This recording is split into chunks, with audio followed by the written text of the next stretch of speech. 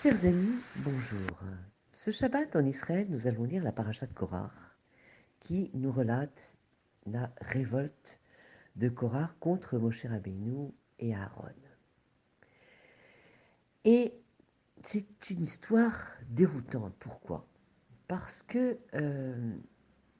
les gens contestaient, bien sûr, la nomination d'Aaron à la Keuna, à la haute prêtrise. Et alors donc, Dieu ordonne à Moshe de prendre un bâton de chaque tribu, et sur chaque bâton, il y avait le nom de chacune des tribus. Le nom d'Aaron, bien sûr, était écrit sur le bâton de la tribu des Lévites, et ces bâtons sont placés pendant la nuit dans le Kodesh Kodashim, dans le Saint des Saints du sanctuaire.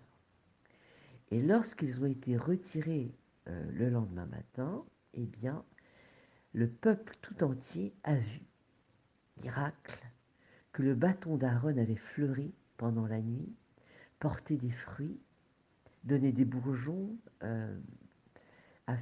et donné des fruits, bien sûr. Et cela a démontré que Aaron était bien le Kohen Gadol que Hachem avait choisi. Et donc dans les mots de la Torah, comme c'est marqué dans le verset 16, et les jours suivants, Moshe vint à la tente de témoignage. Voici le bâton d'Aaron pour la maison de Lévi avait fleuri. Il a produit des fleurs, des bourgeons, des amandes mûres. Et Moshe a sorti tous les bâtons de devant Hachem. Et les enfants d'Israël ont vu et ont su qu'effectivement, Aaron était bien le Kohen Gadol choisi par Dieu. Mais finalement, quelle était la signification de cet étrange miracle? Finalement, Dieu aurait pu choisir de nombreuses façons de démontrer que Aaron était bien à cette position dont Dieu l'avait nommé. Donc, une réponse a été donnée sur de nos Chachamim, sur l'épanouissement du bâton. Finalement, ne visait pas tant à prouver qui était le grand prêtre. Il y a eu déjà des événements assez bouleversants qui ont démontré cela. Mais d'expliquer pourquoi c'est Aaron qui a été choisi à ce poste et de déduire à travers ce miracle quelles sont les qualités requises pour être un leader, pour être le chef de la génération. Alors avant d'être détaché de l'arbre, ce bâton a grandi, produit des feuilles qui étaient pleines de vitalité. Mais maintenant, coupé de ses racines, il est devenu sec et sans vie. Alors la première qualité, nous disent nos Chachamim, d'un Kohen Gadol, d'un grand prêtre, eh bien, c'est sa capacité de transformer des bâtons sans vie en vergers vivants.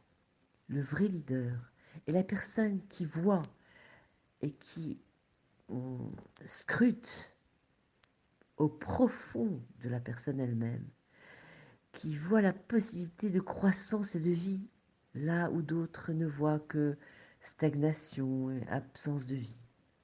Le leader juif perçoit même dans un bâton mort le potentiel de rajeunissement. Et à quel point cette histoire est pertinente pour notre génération.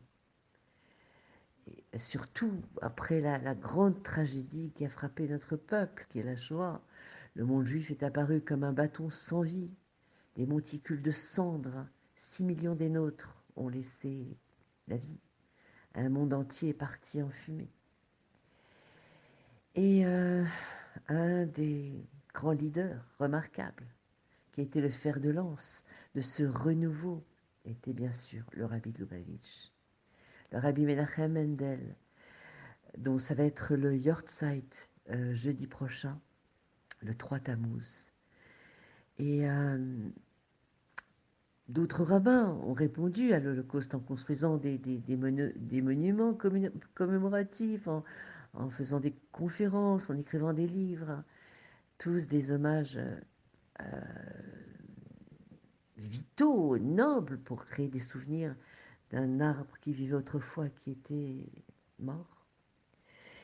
Eh bien, à contrario, le rabbi a supplié, a exhorté chaque personne qu'il pouvait toucher et à apporter le bâton de retour à la vie, c'est-à-dire se marier, avoir beaucoup d'enfants, reconstruire la vie juive de toutes les manières possibles. Il a construit à travers ses shluchim des écoles, des communautés, des synagogues, des centres juifs, des Gan Israël, des centres d'été où les enfants pouvaient se ressourcer, des yeshivot. Et il a encouragé et inspiré d'innombrables juifs à faire de même.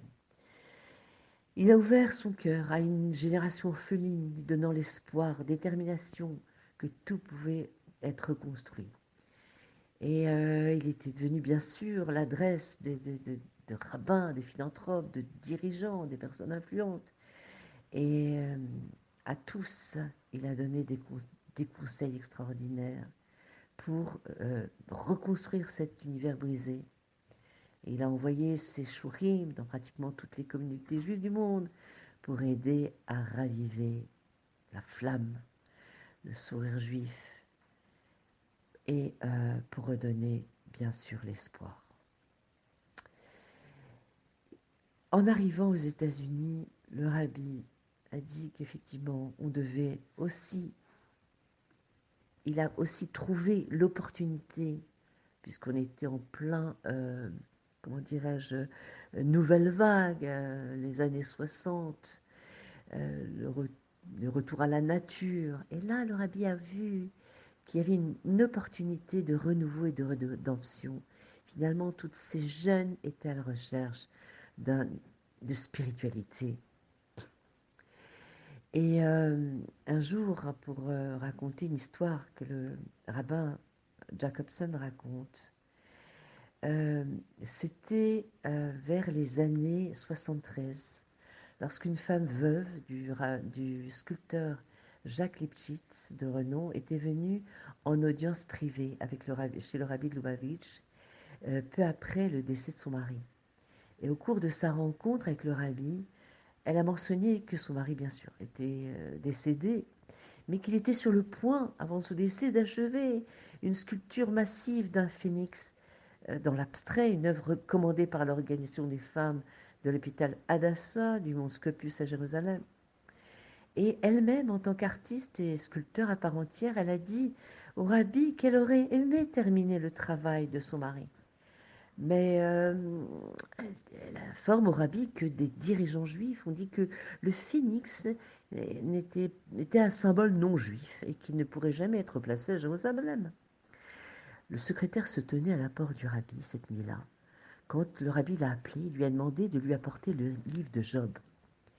Donc le secrétaire s'est exécuté et le rabbi a tourné les pages vers le chapitre 29, verset 18. Et c'est marqué « Je multiplierai mes jours comme le chol ».